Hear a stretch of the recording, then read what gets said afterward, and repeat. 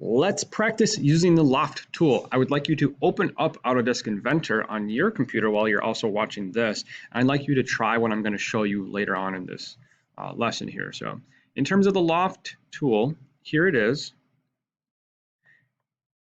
Here's an example of what I made with the Loft tool.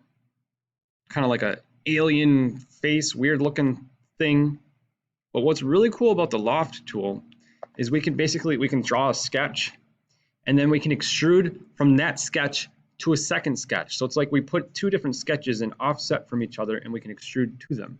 So if you look at this, the actual symbol for Loft here, it looks like it's starting with a circle and then it's extruding out to like a rectangle or a square. One thing that's really important when using Loft is we're gonna have to put in planes. Most of the time we're gonna do like an offset from plane. We're gonna put in extra planes that we can do a 2D sketch on.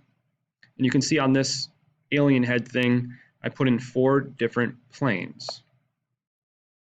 To just show you real quick how I did it, my sketch one was just the outline of the face.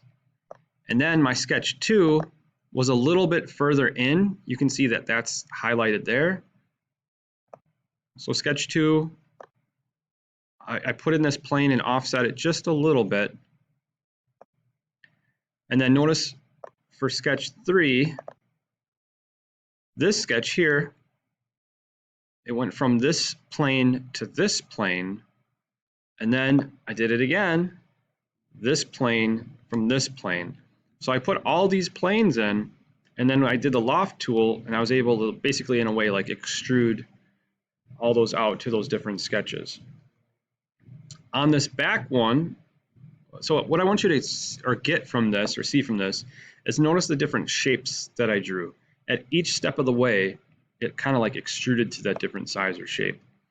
And then on the back here, what I did is I offset this last plane, and then I put a point on there. And that's why it kind of like goes to like a cone almost. So I put like I 2D sketch a point on there and then it extruded basically to that point. So that's how I made this. So now I want you to actually practice and make your own. So we're going to start a new part. Let's make a circle. So we're just going to make a circle. Let's make that circle. Let's just go 1 inch. Keep it simple. We're not even going to extrude that. We could, but we're not going to. Right now, we're just going to leave that how it is because I just want you to get real quick and used to this. I click Origin. I click the plus next to Origin. That's very important so then you can see these different planes. For me right now, I'm going to make a square and I'm going to make it extrude from a circle to a square and I'm going to come out that way. So let's do that together. So I'm going to click the XY plane. That might not be the same thing for you. That's okay. I click my drop down arrow to click offset from plane. And now I can drag this out, and then I can actually type in a number of how far I want it to come out. So I'm just going to say 1 inch. Keep it simple. What I can do now is I can do a 2D sketch on this work plane. So I go to 2D sketch, I do a 2D sketch on this work plane, and now I can draw my rectangle or square, whatever. And I'm just going to make mine look a little funky here. I have 2 sketches right now.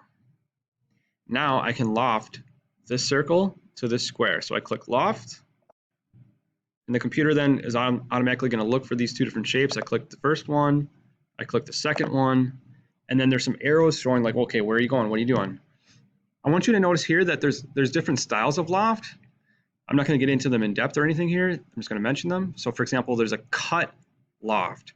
So if I wanted to like cut out an existing from an existing shape or something. But anyway, we're building right now. So now, boom, we're done.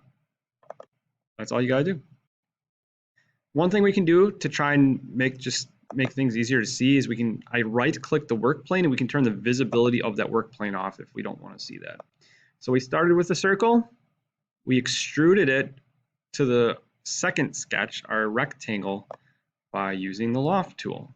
So that's the basics of how to use this table. Congratulations on learning another tool.